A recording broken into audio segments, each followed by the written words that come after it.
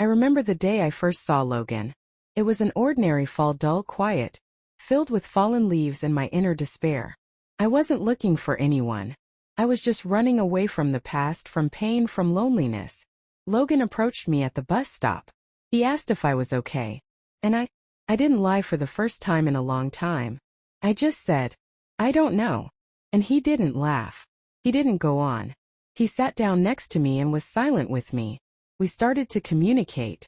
At first it was just simple meetings, coffee, long conversations about everything and nothing.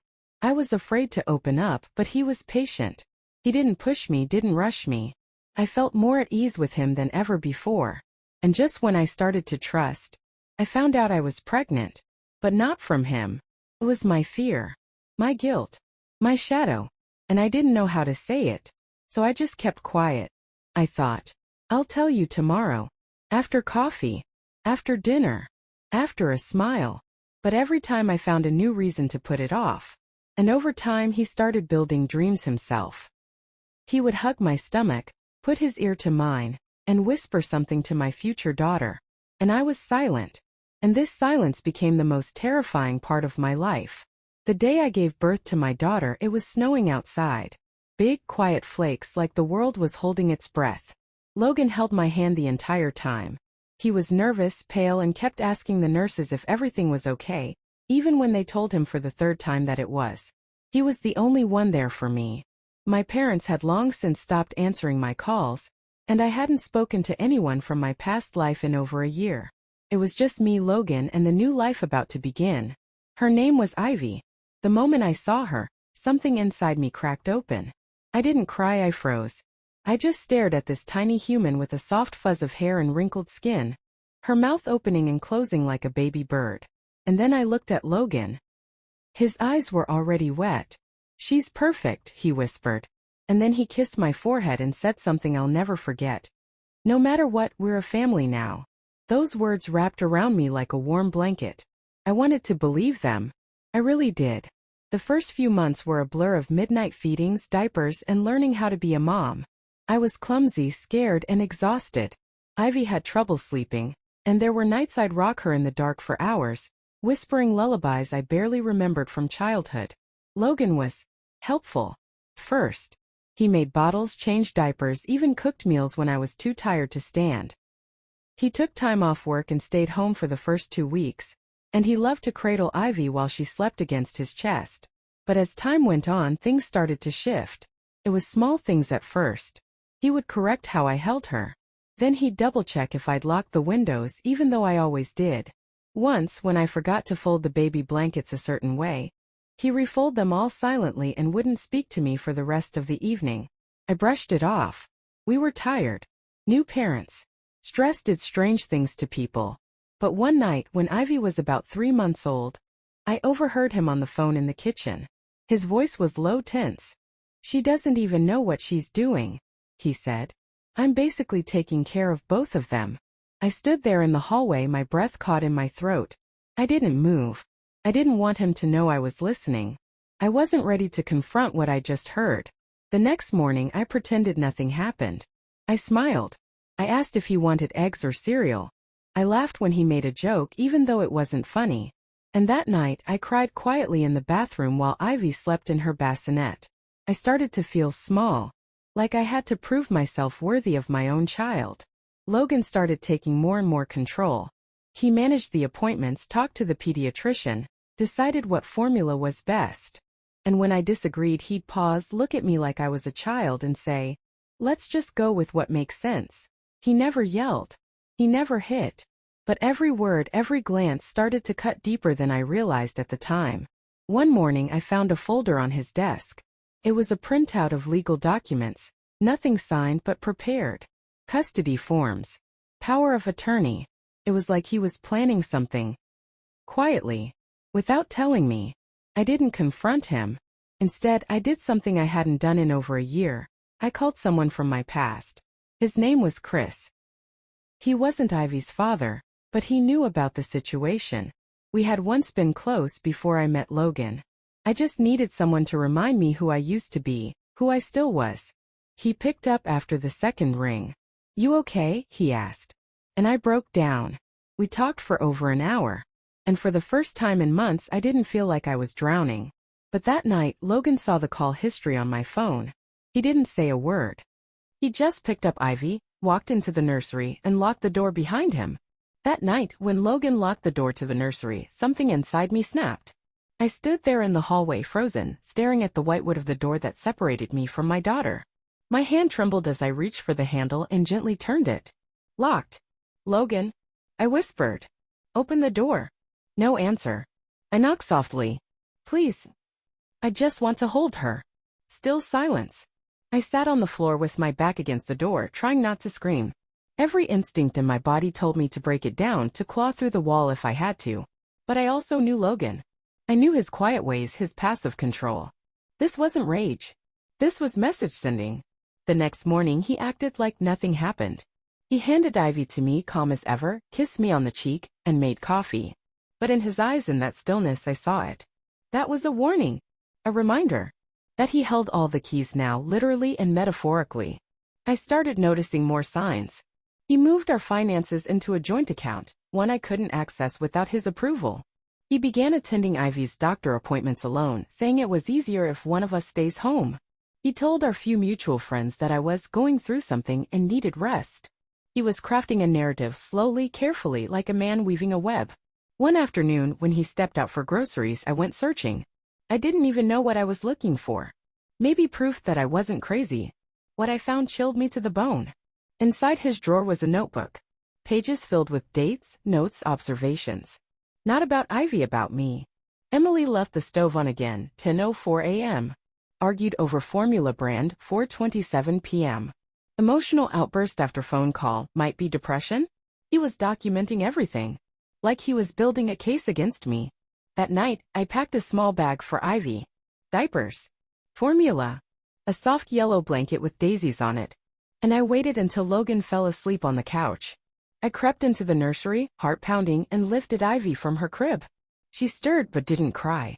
My hands trembled as I wrapped her in the blanket and tiptoed down the hallway toward the door. And then I heard his voice behind me. Where are you going? I froze. He stood at the end of the hallway in the dark, his silhouette motionless, his voice low. Too calm. I needed air, I said, trying to sound steady. She wasn't sleeping. Put her back. Logan. Put her back. Now. I looked down at Ivy. Her tiny face was peaceful. She didn't understand what was happening. But I did. And in that moment I knew I couldn't win. Not yet.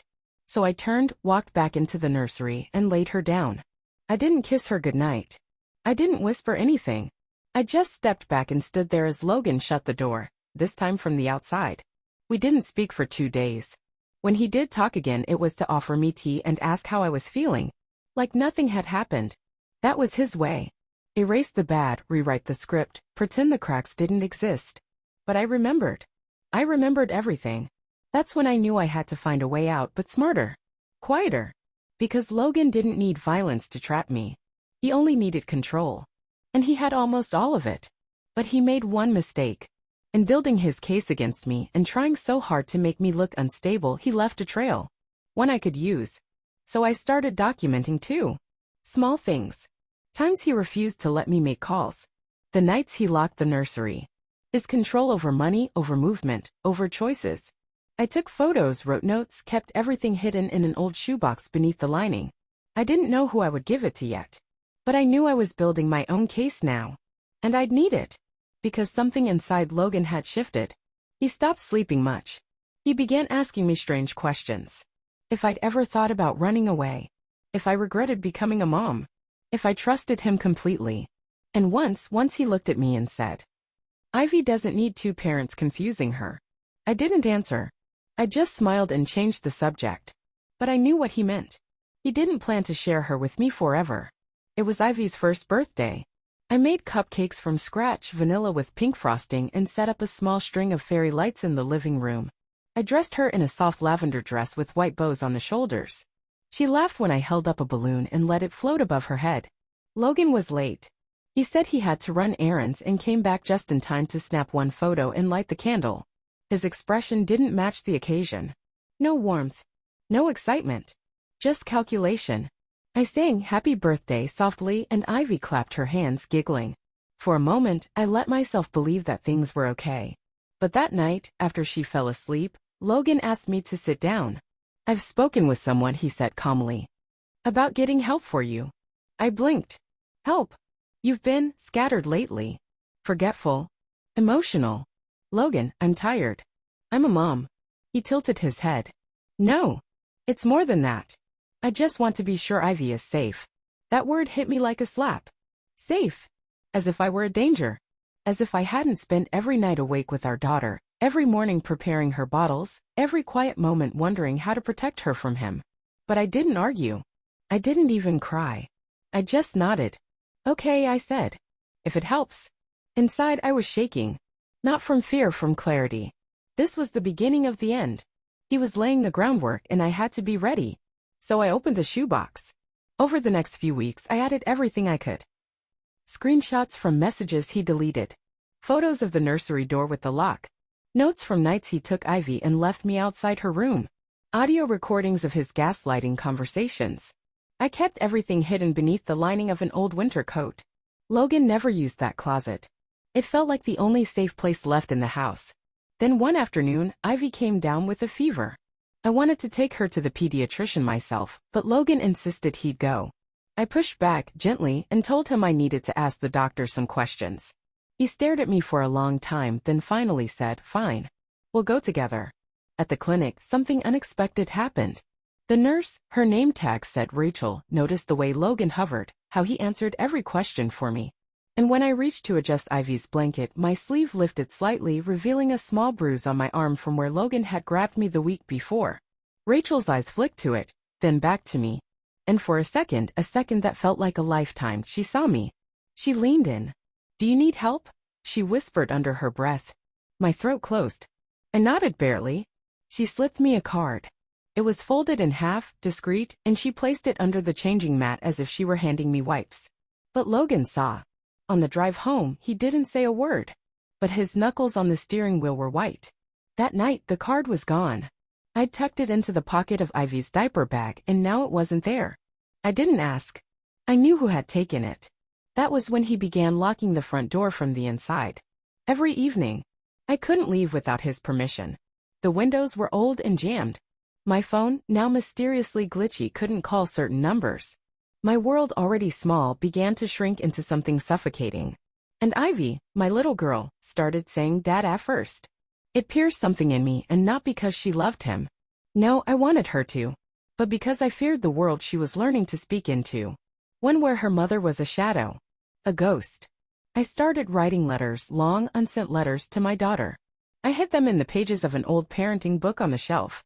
I wrote them late at night when Logan was asleep, pouring out everything I couldn't say aloud. And I made a decision. I would try again. Only this time, I wouldn't take Ivy with me. I would get out first. I would find a way to build a life stable enough to fight and win. But I had no idea that the very next morning, Logan would be waiting for me by the front door. My coat in his hand, my shoebox on the table, and an expression I had never seen before on his face. He was holding my coat like a weapon.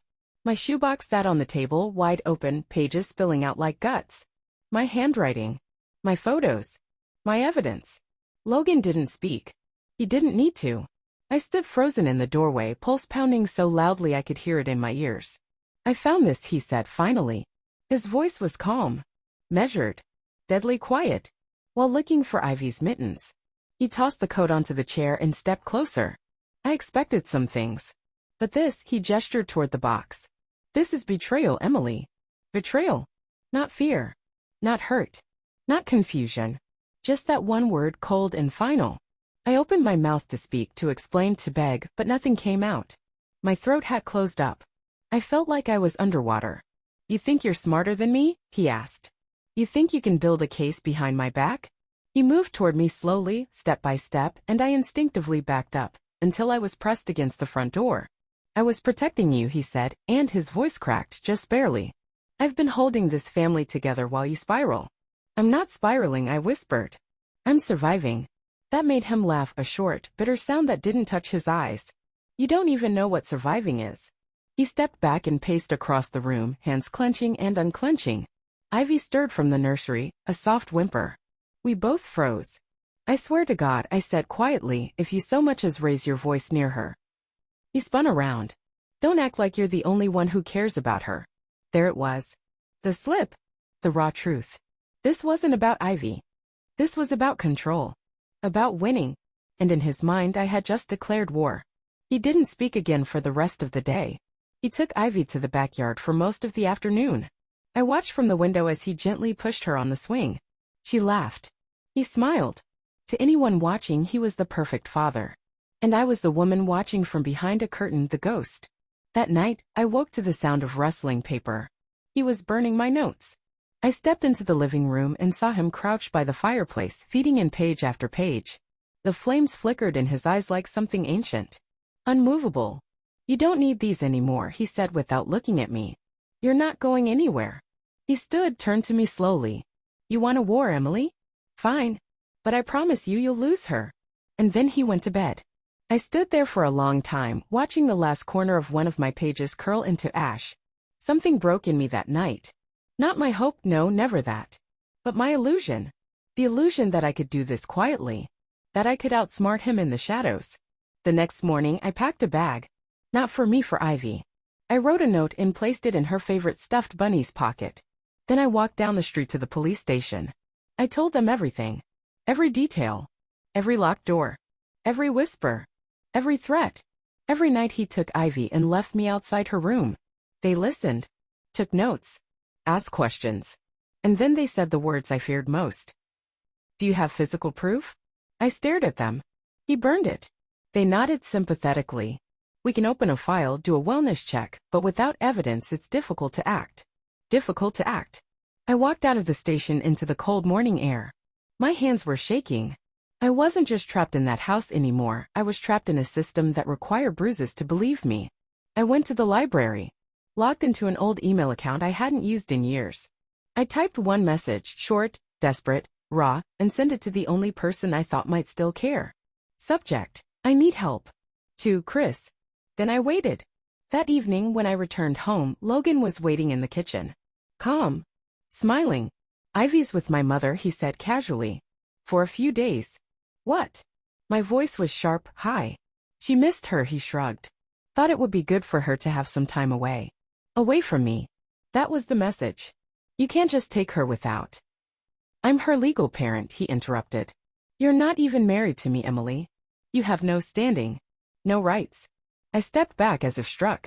I've been patient, he said, eyes narrowing. But this, what you've done, it ends now. And then he handed me a folder. Inside were papers. Petitions. Declarations. He was filing for full custody. Claiming I was unstable.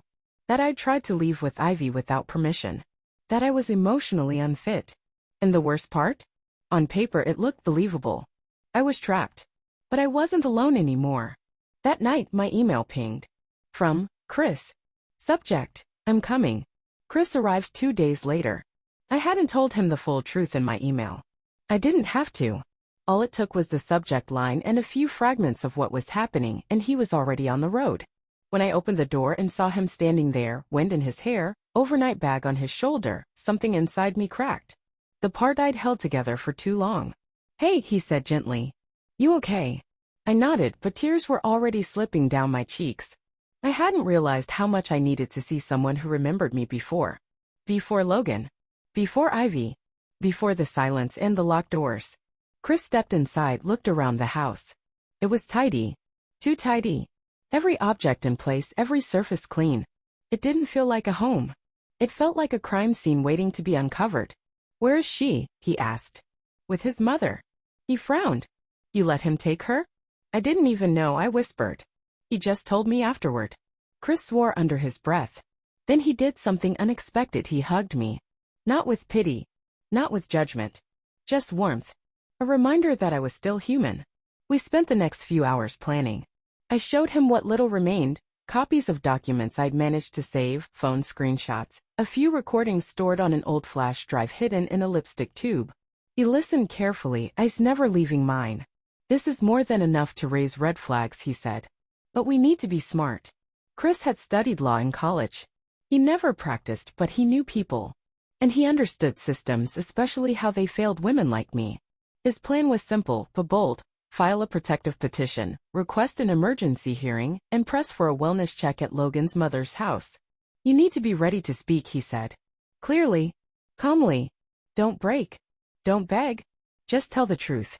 "I don't know if I can do that." He looked at me firmly. "You've survived a year of quiet war. You can do this." The hearing was scheduled for Tuesday. Logan didn't know. Yet. I moved carefully around him the next 2 days. I didn't provoke. I didn't ask about Ivy. I played along with the fiction. I smiled when he smiled. Laughed at his dry jokes. I was the version of me he preferred: soft, obedient, apologetic. Chris stayed at a nearby motel. We coordinated over burner phones, erased our messages, cleaned our digital footprints. We couldn't risk Logan intercepting anything. He was too good at pretending not to know what he knew. On Monday night, I saw Ivy again. Logan brought her home for the evening, saying his mother had errands the next morning. Ivy ran to me as soon as she saw me, her little arms outstretched. I dropped to my knees and caught her mid-run. She smelled like shampoo and apple juice. Her cheeks were rosy. Her giggle was still the most beautiful sound in the world. I held her close, burying my face in her shoulder. She didn't know. She didn't need to know. Not yet. But she said something strange that stuck with me. "Daddy said you're going on a long nap." I pulled back slightly. "What, sweetie?" She repeated it. "Long nap. Like when dolls go away." My blood ran cold. I kissed her forehead and changed the subject. That night, when Logan went to bed, I stayed awake, listening. Every creak of the floor. Every breath he took in the room down the hall. I kept Ivy close, letting her sleep in my arms. And before dawn, I dressed quietly, packed a small backpack, and whispered goodbye to her in the dim light. Then I left. At the courthouse, Chris was already waiting. He had papers in hand, expression sharp. "I talked to a friend, she knows the judge. We have one shot, Em." I nodded. "Let's take it." The courtroom was small. Just a judge, a clerk, and us. I sat down, my palms sweating against my knees, and told my story. Not the version dressed in panic or pain. The clean version. The quiet one. The truth. Logan's control. His gaslighting. The isolation. The shoebox. The burns. The documents. The threats. Chris spoke next, supporting everything with facts and timelines. The judge listened. Said little.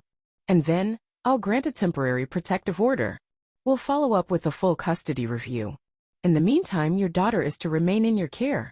My breath caught. "Do not go back to that house," the judge added. "We'll have officers escort you to retrieve your belongings." For the first time in months, I felt the weight lift slightly from my chest. I was going to see Ivy again, and this time, bring her somewhere safe. But when we pulled up to Logan's house with the police, everything was quiet.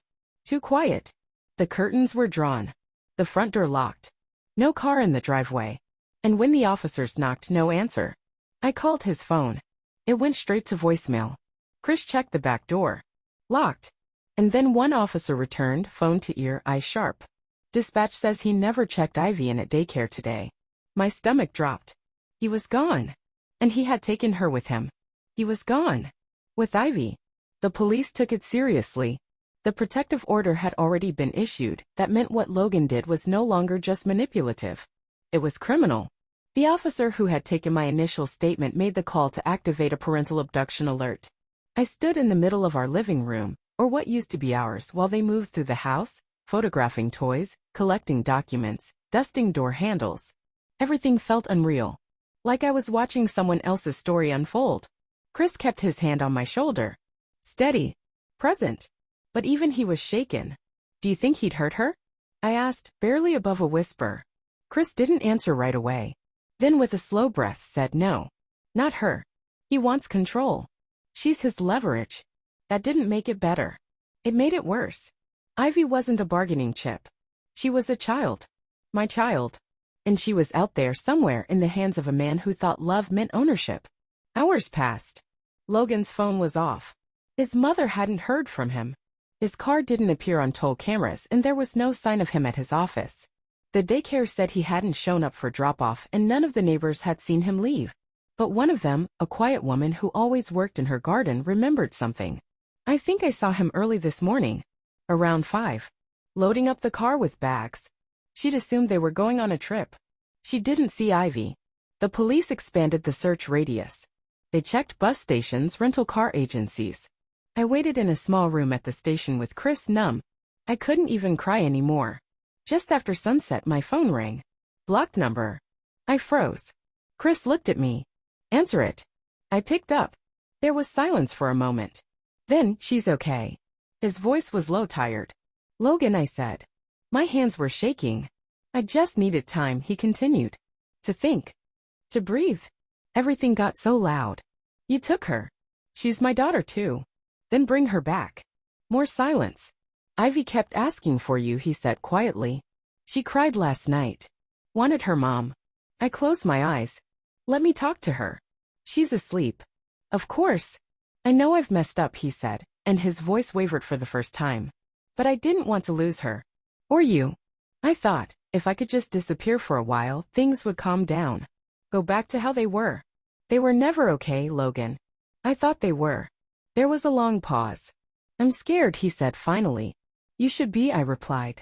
Because right now the only way you come out of this is if you do the right thing now. I don't know what that is anymore. Yes, you do, I said. You've always known. Another pause. Then he hung up. I stared at the phone, heart pounding, unsure what had just happened. Chris leaned in. That wasn't the end. And he was right. 2 hours later, Logan pulled into the police station parking lot. He stepped out of the car slowly, Ivy in his arms. She was wearing her purple jacket, the hood with the little bear ears pulled up. Her thumb was in her mouth, her eyes sleepy but wide. I ran to her before the officers even moved. She blinked when she saw me. Then her arms reached out. Mommy. I held her tighter than I ever had in my life. I didn't even look at Logan. The police took him inside. Quietly. Calmly. He didn't resist. Later, I'd learned that he cooperated. That he admitted to everything. That he told them about the notebooks, the locked doors, the files he burned. That he said at the very end that he knew I was the better parent but couldn't admit it to himself until it was too late. The court process wasn't easy. I testified. I provided the remaining evidence. And after months of hearings, supervised evaluations, and legal back and forth, I was granted full custody. Logan was given limited visitation under supervision if he sought counseling and proved he was fit. He hasn't called since. And Ivy? She's okay. We're okay. Some nights she wakes up crying, asking for me just to hold her. Other nights she sleeps straight through, clutching her bunny, the one that still has my letter tucked deep inside. And me? I'm learning to breathe again. To live not in fear but in presence. To believe that survival is not the end of the story, it's the beginning of something stronger. Chris stayed. Not as a savior, but as a friend. And someday when Ivy is older, I'll tell her everything. But for now she just knows this. That no matter what, her mother fought. And won.